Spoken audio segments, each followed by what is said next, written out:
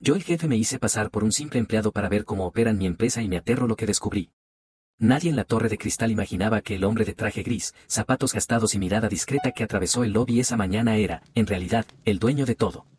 Para los guardias, para recursos humanos y para los jefes de área, Álvaro Monteverde no era más que Álvaro Ruiz, un nuevo auxiliar administrativo contratado por una empresa externa. Un nombre común, un currículum modesto y una historia sencilla, necesitaba trabajo.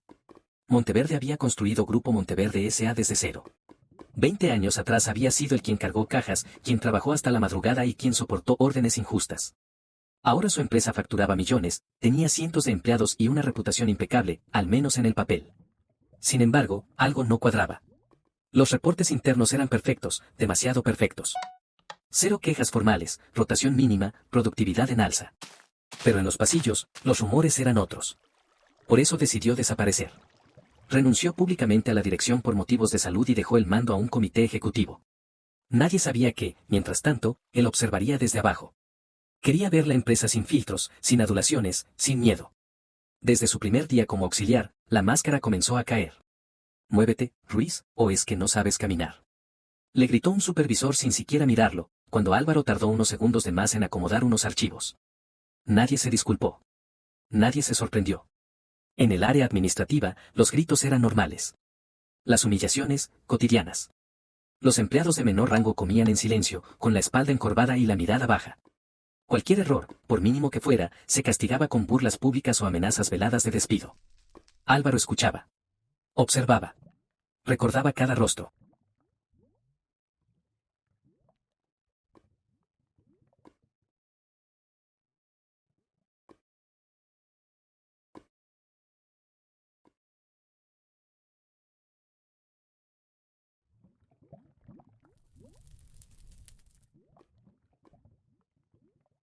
En los baños, oyó conversaciones susurradas sobre pagos por debajo de la mesa, sobre proveedores inflando facturas y jefes llevándose su parte.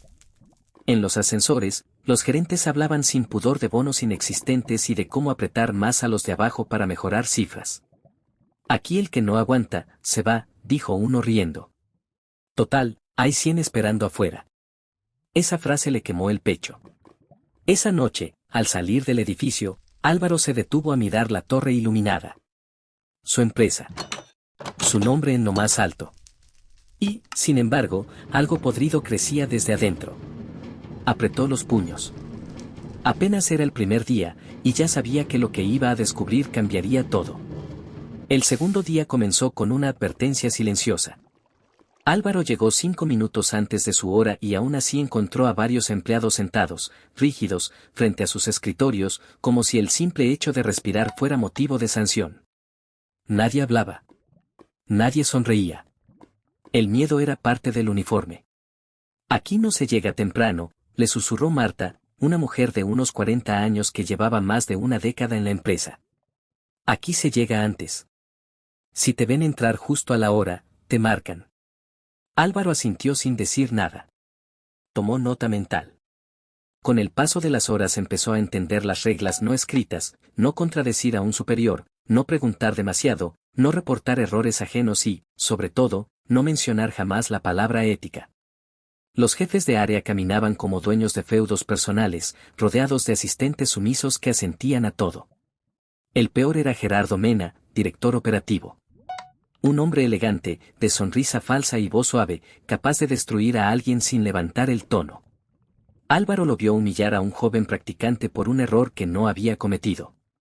«Si no puedes con esto, vuelve a la universidad», dijo Gerardo, mientras el muchacho bajaba la cabeza, rojo de vergüenza.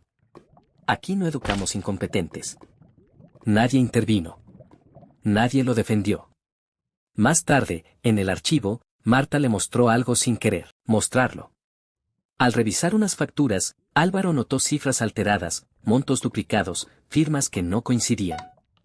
Fingió torpeza. «¿Esto está bien?», preguntó. Marta palideció y cerró la carpeta de golpe. «No mires eso», susurró. «Esas órdenes vienen de arriba. El que pregunta, desaparece». Álvaro sintió un nudo en el estómago.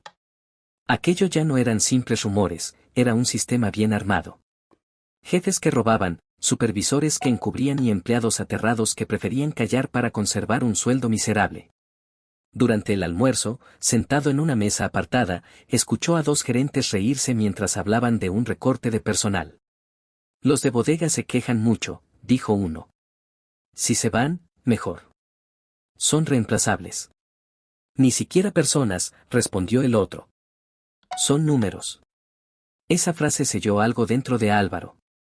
Esa noche, al llegar a su apartamento vacío, encendió su viejo portátil. Comenzó a anotar nombres, fechas, frases exactas. Cada humillación. Cada irregularidad. Cada acto de corrupción. No como jefe, sino como testigo. Miró la pantalla y murmuró para sí mismo. Si supieran quién soy. Pero aún no. Todavía no. Porque antes de caer, el monstruo debía mostrarse por completo. Con el paso de las semanas, Álvaro dejó de ser el nuevo. Su rostro se volvió parte del paisaje, invisible, perfecto para observar sin levantar sospechas. Era exactamente lo que necesitaba. Desde abajo, la empresa se veía muy distinta a los informes brillantes que antes llegaban a su escritorio como dueño. Descubrió que la corrupción no era un accidente, sino una rutina.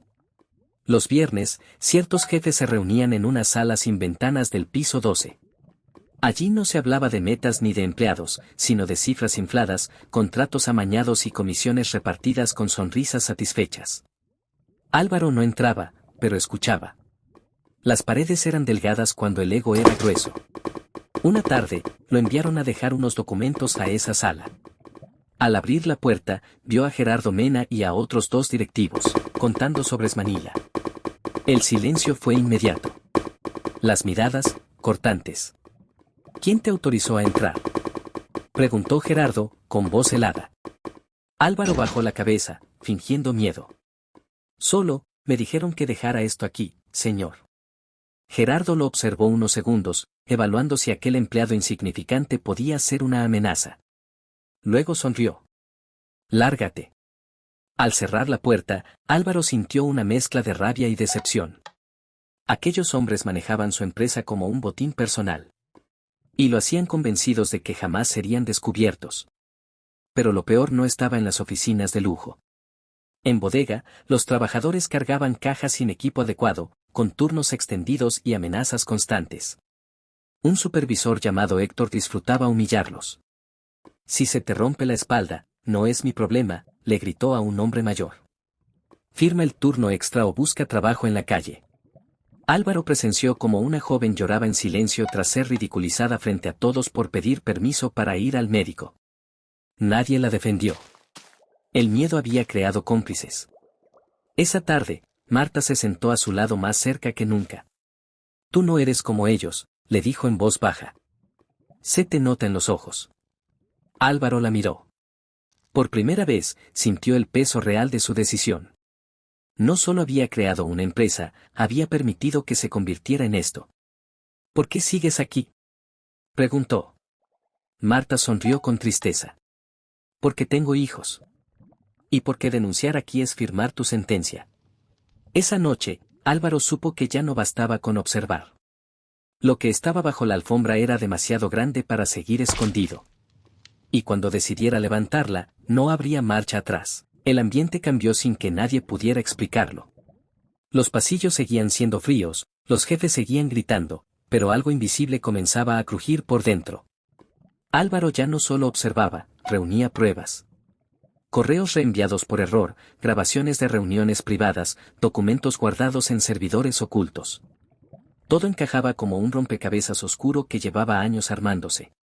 Sabía que el final se acercaba. Una auditoría externa fue anunciada de forma inesperada.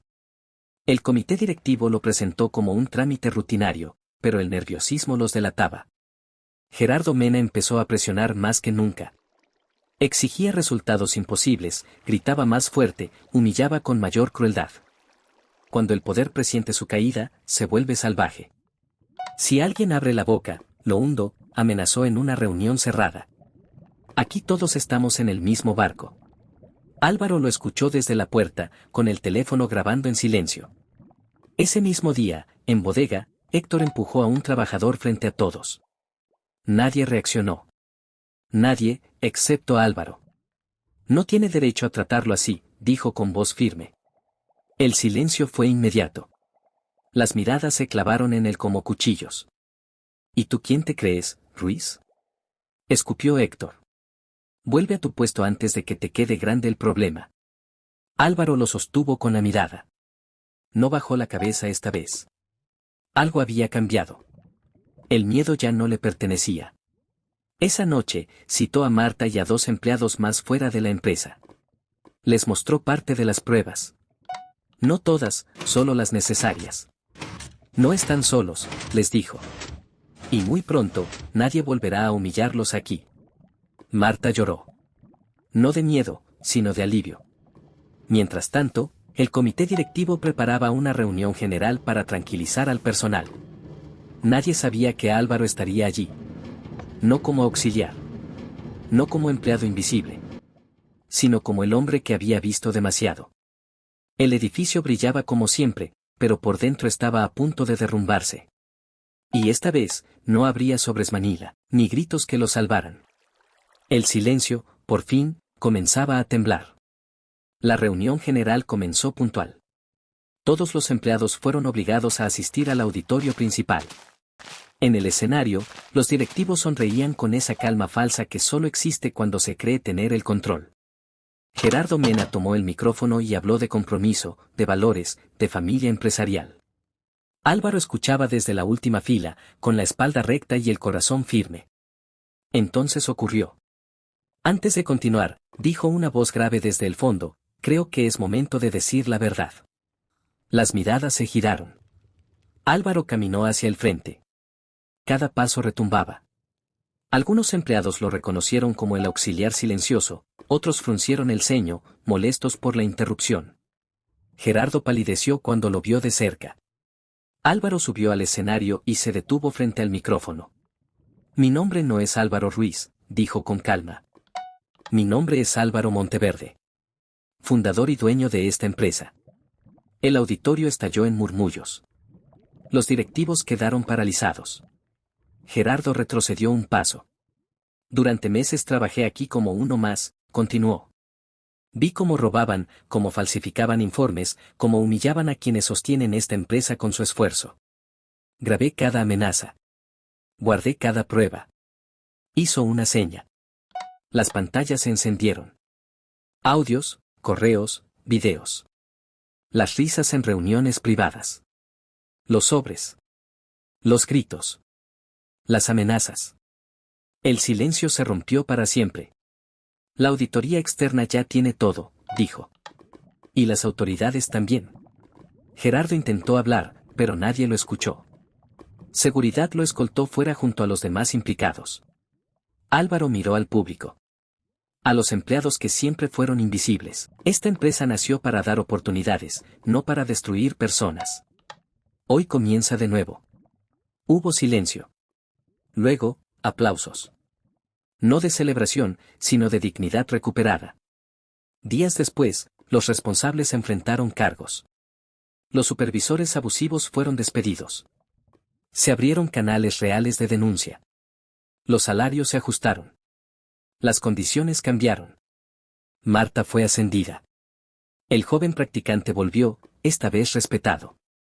Y los pasillos, poco a poco, dejaron de oler a miedo. Álvaro regresó a su oficina en el último piso.